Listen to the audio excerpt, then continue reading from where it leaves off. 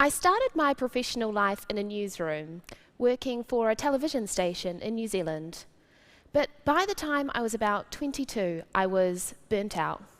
Ambition overtaking basic human needs like eating or sleeping.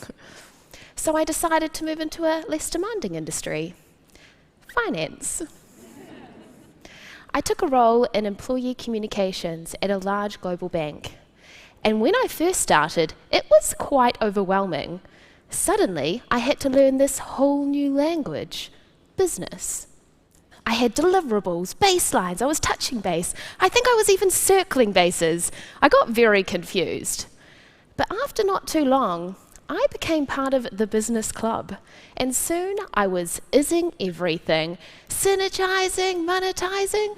I didn't learn things, I had learnings. And it took me a while to realize I was using a lot of words, but not actually saying a lot. Jargon. It pervades corporate culture. Unnecessarily complex or empty language, complicating otherwise simple messaging. I even heard someone jargonize jargon, ironically complaining about unnecessary verbiage. I mean, when you say you'll reach out, you mean call or email, or starting an email with going forward. I mean, it's generally implied anything you're talking about is probably from that point forward. I also enjoy translating what people actually mean when they use jargon. Often I'll hear people casually throw around ASAP. Oh, Thea, if you could just get that to me ASAP, that'd be great. What they really mean is, Thea, get this to me now. Actually, 10 minutes ago. Or pain point. We've identified a new pain point in implementation. What I hear is, we've got a big problem. We're not really sure how we're going to solve it.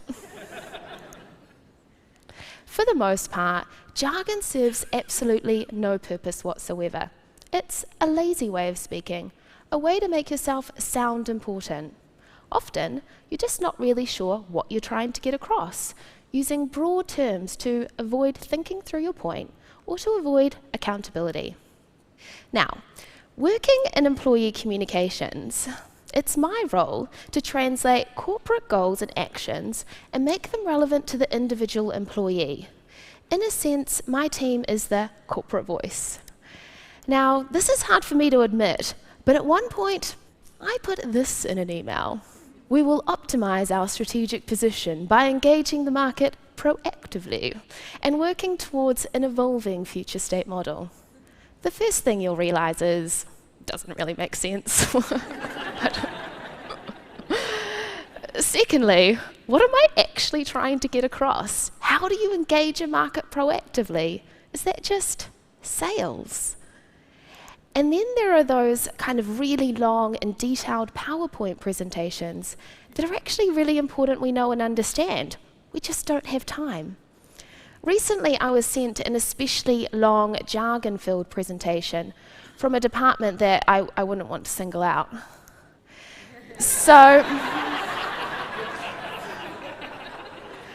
I asked them, can we reduce the number of slides, kind of simplify the language?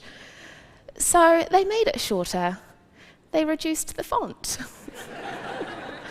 and increased the margins. Not quite what I meant. You can't underestimate the importance of the way we communicate. Language shapes how we think, feel, and ultimately act. How often are you sent a communication and just don't really know what it's trying to say, let alone ask you to do? I believe it's this kind of language that means cynicism pervades our companies. I could cite endless surveys across all industries that say 60, 70, even 80% of our employees are disengaged. And partly that's down to how they're being talked to. So, I'm doing the best at my end, but this needs to be a collective effort. To build an open, honest, and direct environment, we need to simplify what we say and forget the verbiage.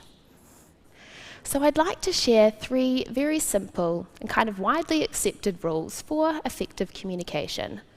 Number 1, know your audience. We all have things that are important to us, but it's important to be realistic about the other person's motivations. Number 2, know what you're trying to say. I mean, seemingly obvious, but it can take time to really think through a point. Number 3, get to that point. And do it quickly. The other person is just probably really busy. So, I hope today that I've inspired you to think twice about what you say before responding in a meeting or pushing send on an email. Because it's really important to me that I have your buy-in and that you're engaged and we're on the same page. But if you want to follow up or talk offline, just reach out and I'll see what I can bring to the table to ensure we move this forward and it's a win-win. Thank you.